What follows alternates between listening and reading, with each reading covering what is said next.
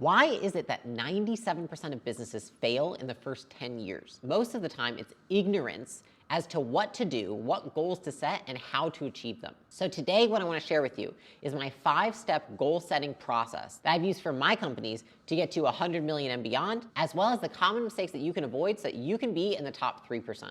So if you don't know who I am, my name is Layla Hormozi. I'm the founder and CEO of Acquisition.com, where we have a portfolio that's valued about 500 million. I built and sold 3 businesses of my own prior to this, which led to me reaching a net worth of about 100 million at the age of 28. And it was in those companies where I used this exact framework to get me from $0 all the way to over 100 million. So why is goal setting so important? Because setting goals determines where your attention goes. And your attention is the most valuable resource that you could have. Most entrepreneurs work very freaking hard on the wrong things at the wrong time in the wrong way.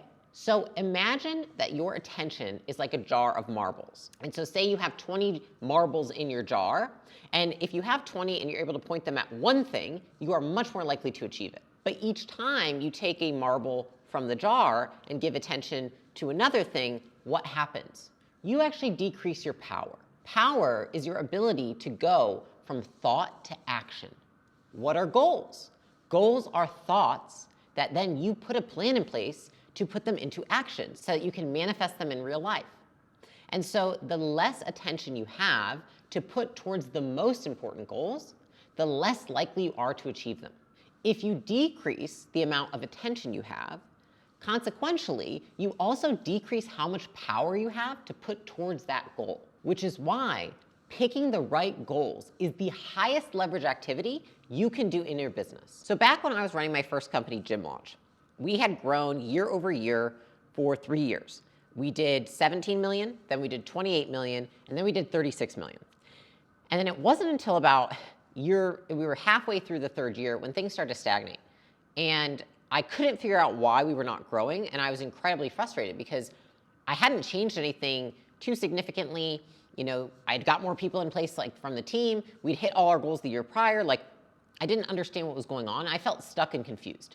And what I ended up doing was calling a mentor who I used at discretion from time to time.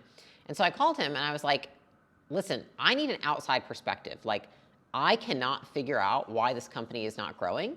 It's been 2 quarters and we haven't hit our goals and we're not going in the right direction. And I honestly feel like shit because we've had this like crazy growth the last 3 years. And now it's like, what am I supposed to do?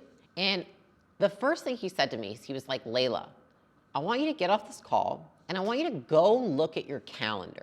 I had my time spread among 6 different things that were going on in our businesses. I barely had time to keep things even working, let alone grow them. Because what had I done? I had decreased my power.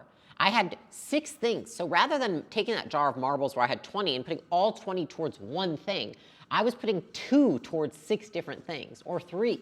And even worse than that is then I looked at my team's calendars and guess what? They looked similar to mine. And so what we were doing is we were playing a game of whack-a-mole, right? It's like every time we solved one problem because oh shit, it's on fire, I've got to put all my attention towards it, right? Then another one pops up. And then another, and then all of a sudden you get to the end of the quarter and you're like, why didn't I hit any of my goals? We were doing just enough to keep things working and not even close to enough to grow something. And you see what the issue was is that I thought that my ability as a leader to do more was how I leveled up and became more successful. And so what I did is I took on more responsibilities. I did more things. I started more initiatives because I was like, how do you grow the company? You do more, right? It's not that I do less. I want to do more things because I'm supposed to be able to do more as I become a better leader, right? Wrong. True discipline is doing less things, but doing them better.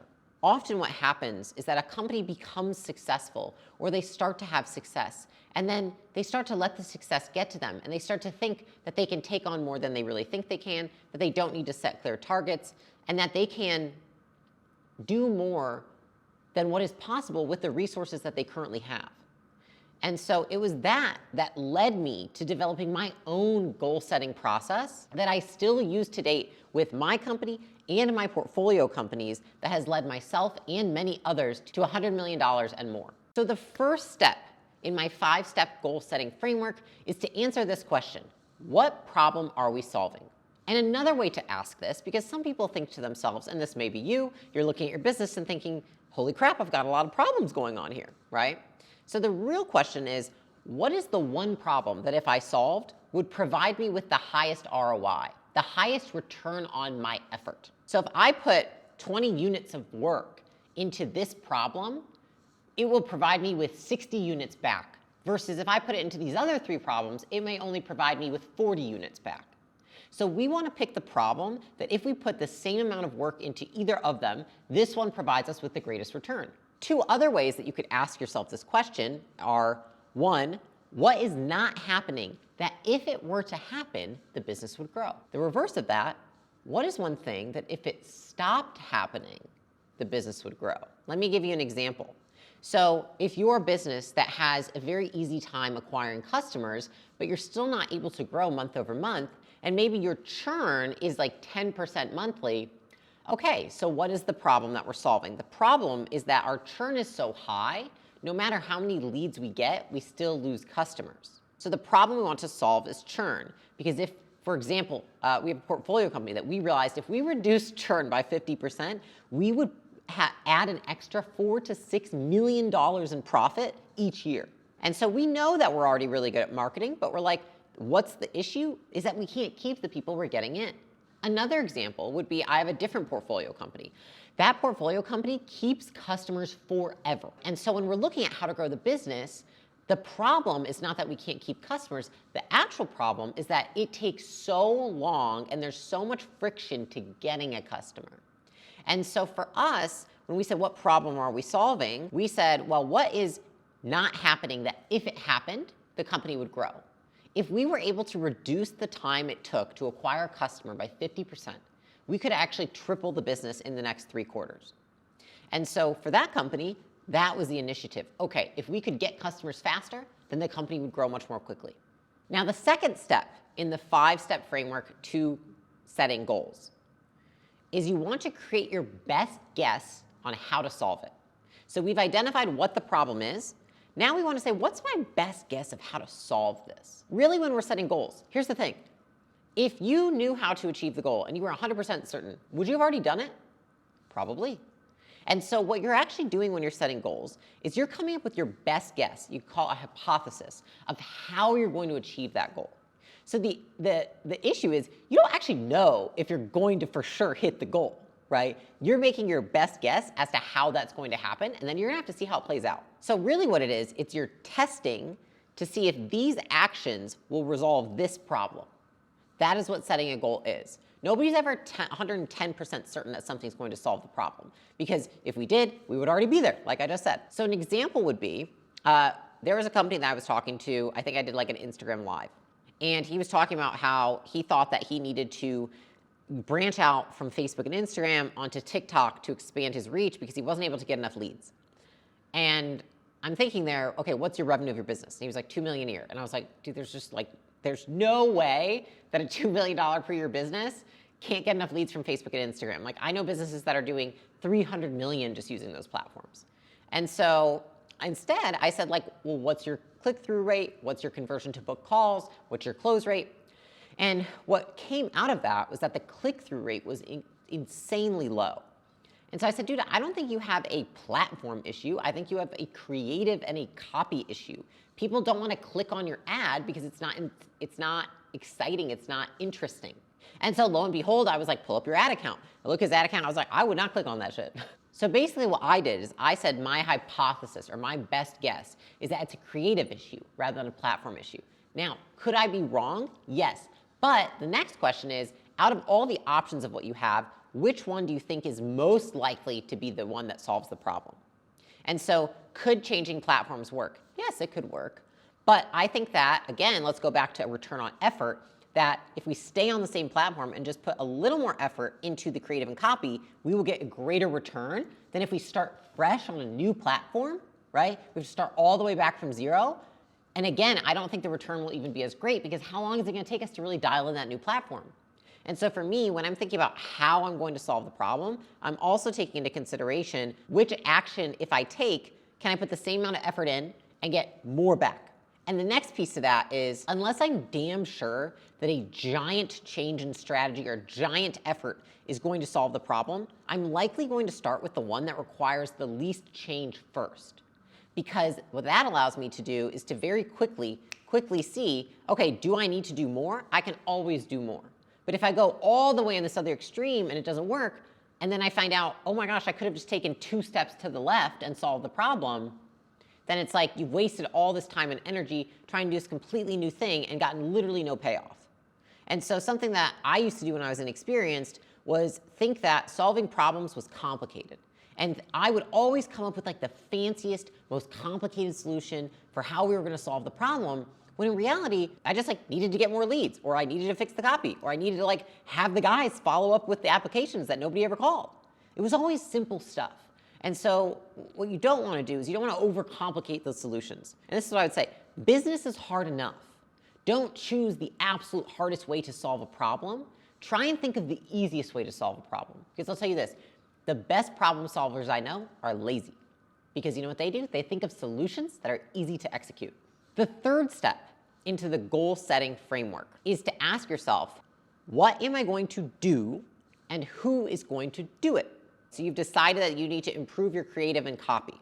Well, what does that look like tactically? What's the first thing that needs to happen? What needs to happen after that? And what after that? What after that? Right? Are we going to hire a contractor? Are we going to bring an agency on? Am I going to own it? Is my director of marketing going to own it? Is my head of creative going to own it? Is it going to be my branding department? And so it's really understanding that once you've set a goal and you have an overarching best guess or hypothesis of how to get there, you need to break it down into very tactical steps that are bite-sized, things that you can do in a matter of days or weeks rather than like a whole month. A lot of goal setting falls flat because people don't take the time to what I call waterfall out your goals. Really think through all the necessary steps that are going to have to get there so you can achieve that goal. I will get so tactical that, like, for example, you know, when we set out this last quarter to try workshops and, you know, almost like test out this new division of acquisition.com, I got so tactical that I was like, even building out the scheduling and the staffing for the events was one of the steps in my plan to launch X amount of workshops per quarter, right? And so you want to get as granular as possible. And then for those granular steps, you want to assign out who's going to own them. And so it's very important that you understand you can own a goal, but you can have 4 other people doing the tactical steps to help you get there. And so what's most important is that, 1, you as the leader don't own all the goals and all the steps. Like, you really need to think, what's the highest, best use of my time? And what are things that other people can do? Even if they don't do them as well, maybe it provides them with opportunity, they get to learn, and it frees up my time to focus on the most important thing. There was a time in Gym Launch where I remember we had our quarterly and it was going super long. And so I said, you know what, like we're not gonna be able to finish this. Like, we've set our goals, we know what we're gonna do. Like, everyone just like waterfall out your goals on your own and, you know, we'll figure it out later. And it was the worst decision I could have made for the business because we literally walked away not knowing who was doing what. And that is like an organization without job descriptions, right? It's like nobody has titles, nobody has job descriptions. They're all like, who does what? What are we supposed to do? It sounds so simple, but if you don't assign who to a how, then you literally will not solve the what. Now, the 4th step in my goal setting framework is asking yourself, what do I want to have happen? How do I know that I'm successful? That's the real question. What you want to do is have measurable results. When this occurs, I will know I am successful. Or when this doesn't occur, I will know I am successful, right? So for example, if I'm trying to reduce my churn, very easy. If my churn decreases from 10% a month to 5% a month, then the 5%, getting my churn to 5% is a measurable result that if I hit that goal, that indicates success. Now, sometimes we set goals that don't have a quantitative measurement, but it might be qualitative, right? And so it could be customer satisfaction scores, NPS scores, employee engagement, you know, time to productivity. There's a lot of things that you can set as measurable goals or units of measurement to dictate results, but they don't have to be things that are a number. You're gonna have times where the goal is not quantifiable yet. And especially when you're in a newer company and you're trying something new, like if you're trying to launch a new division of a company or a new product, like it might be that the goal is just that like people buy it.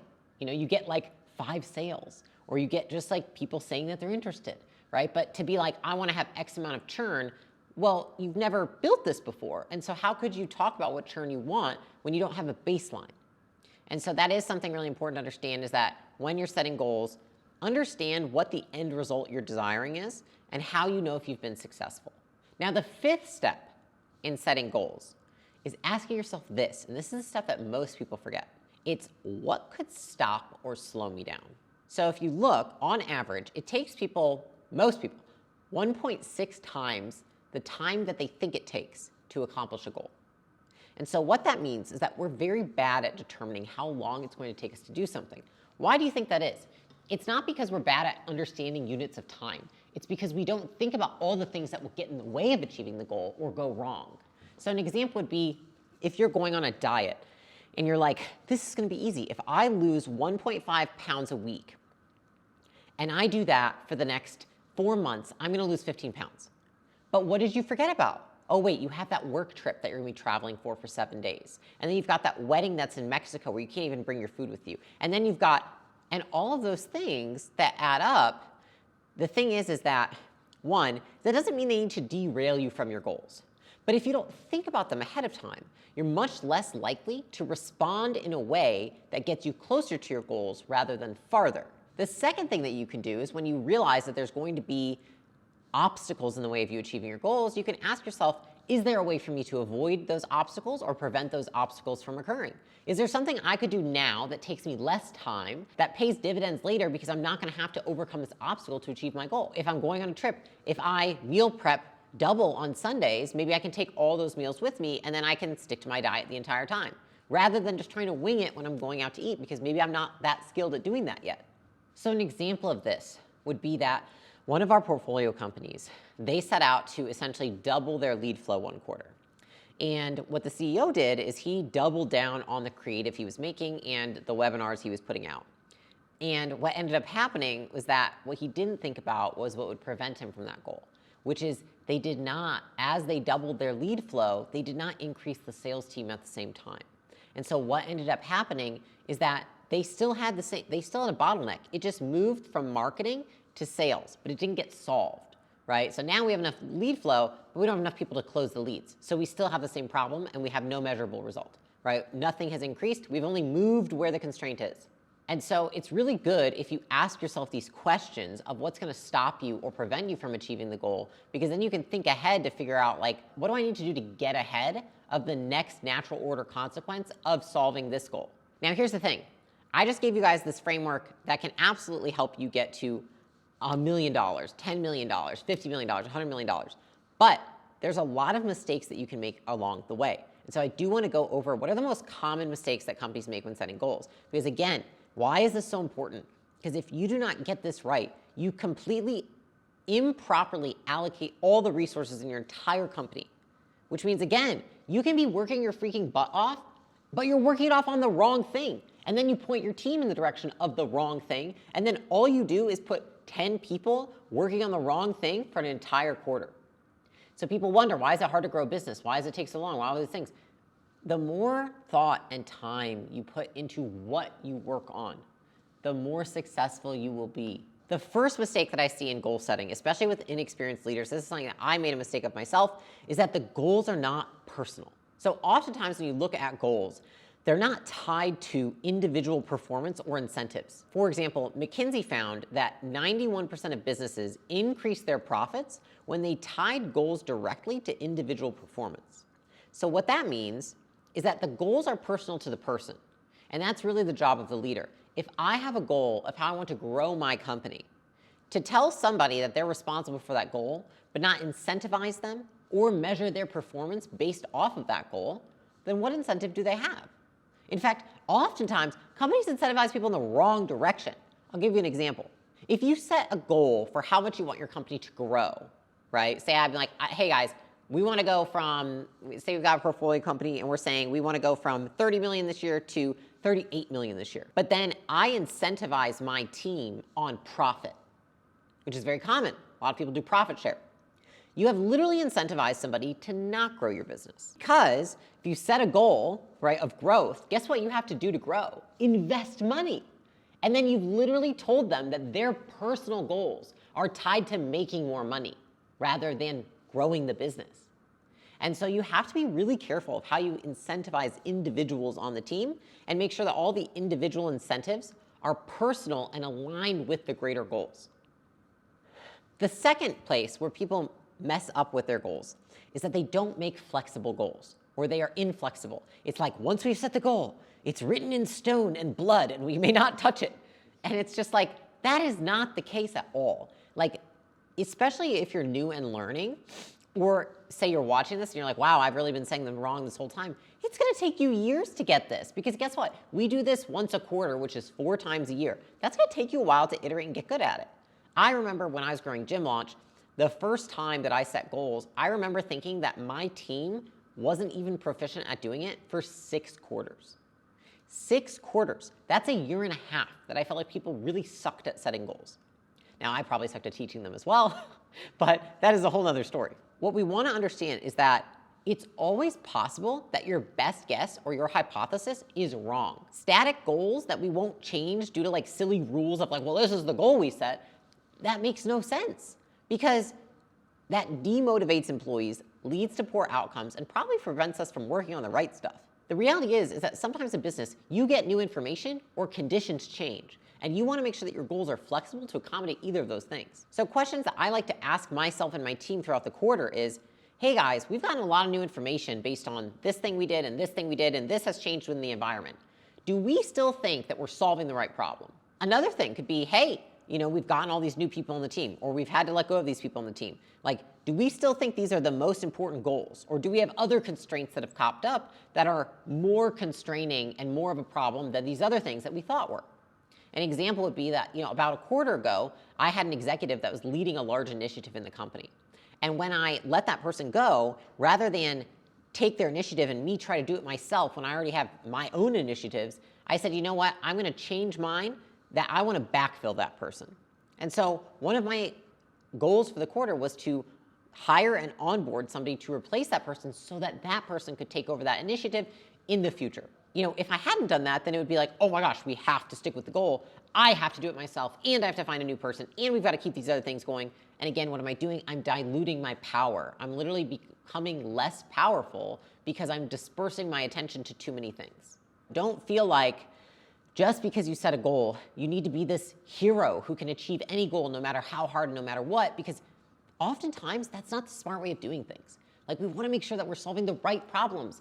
And so if you put 110% effort on the wrong thing, but you're like, no, 6 weeks ago I set it as this thing, it doesn't matter. And so I think that you want to make sure that you're flexible. You teach your team to be flexible so that they don't feel like a failure when they get new information that means that this isn't the right goal. The next one is that you set goals, but you don't measure progress. Here's the thing.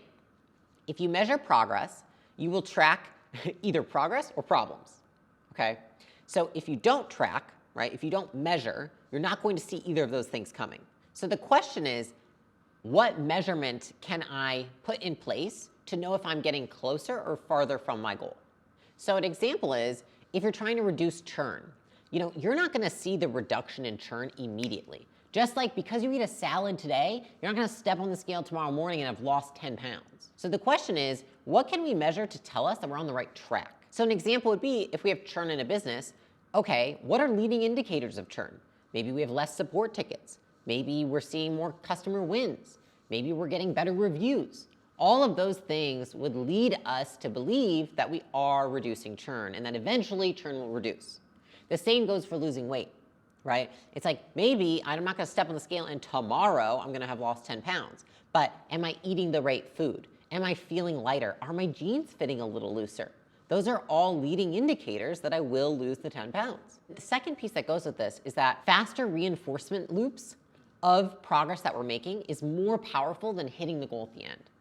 So that person who notices that their clothes fit differently, and maybe they take progress pictures because their bodies start to change, but maybe that hasn't shown up on the scale yet, that person will actually remain more motivated and engaged throughout the entire process and be more likely to achieve the goal than the person who doesn't measure any progress.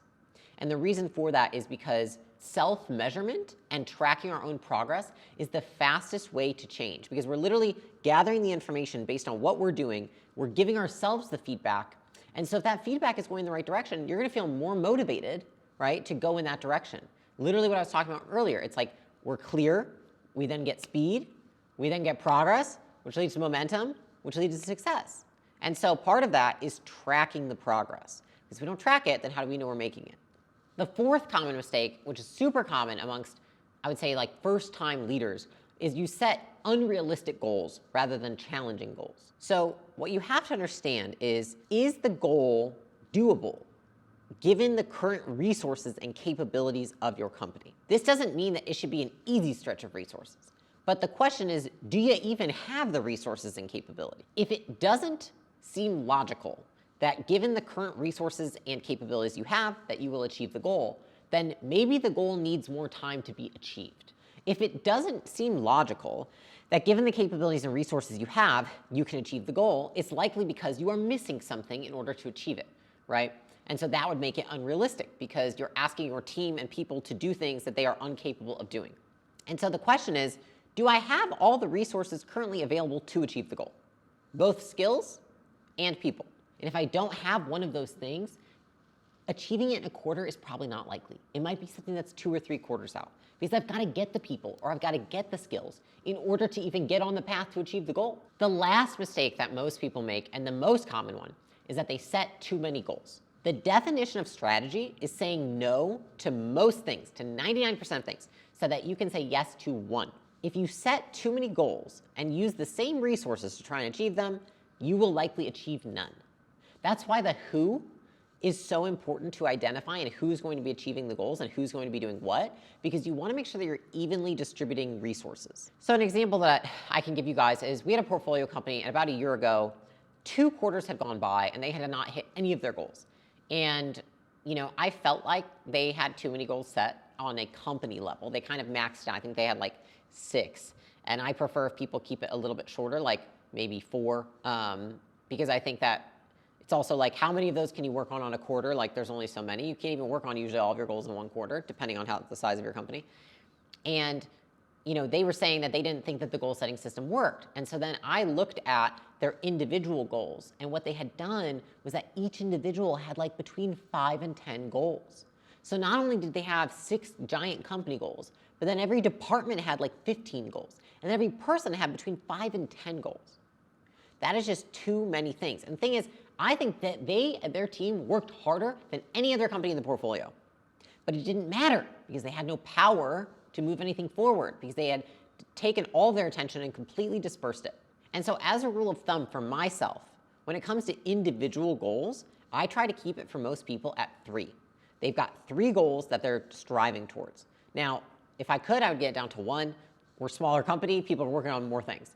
I think the bigger company you are, the less goals that people can work on, the more they can specialize. Usually when you're smaller, people are working a little bit on more things, but I don't want to expand it to 5 or 10. That's just way too many. And to be honest, this was a mistake I made in the beginning. In my first company, Gym Launch, there was 1 quarter, Alex still knows it, I have this sheet of paper where I had literally 27 goals for my quarter. And that was because I didn't know how to properly utilize resources or distribute the load. And so I just like, everything is a goal, right? Which means we had no strategy. And so you have to be comfortable and understand that. Let me ask you this. Is it harder to set more goals or less? It takes more discipline, more thinking, and more strategy to set less goals. Less is the way. More focus on less things. Guys, if you're not achieving your goals, try out this 5-step framework. Let me know what you think in the comments. And also let me know what you're struggling with. Are you achieving your goals? Are you not achieving your goals? If you're not, what step in the process do you think you're missing? Or is there something else that's blocking you from doing so? Appreciate you all, and thank you for your time.